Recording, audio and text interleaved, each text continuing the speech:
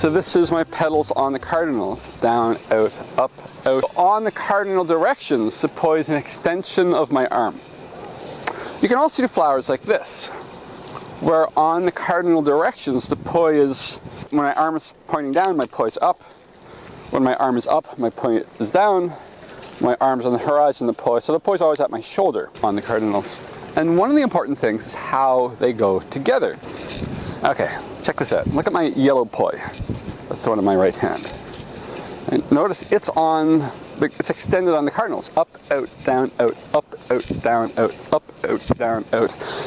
But my hands are moving together. So here's the thing.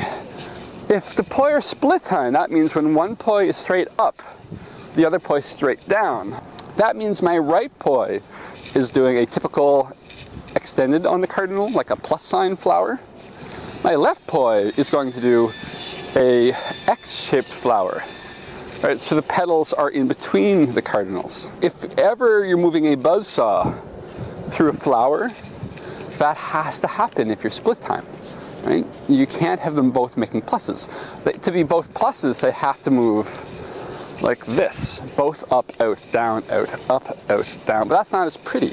That's kind of the secret to understanding patterns like this. When you do this, you're combining the two types of flowers. So if you can't do both those kinds of flowers, that could be holding you back. Remember, you can do out in the cardinals and swish, swish, swish, swish, swish, swish, swish, swish in the cardinals. And if you're good at both hands, all directions, cool stuff will fall into place.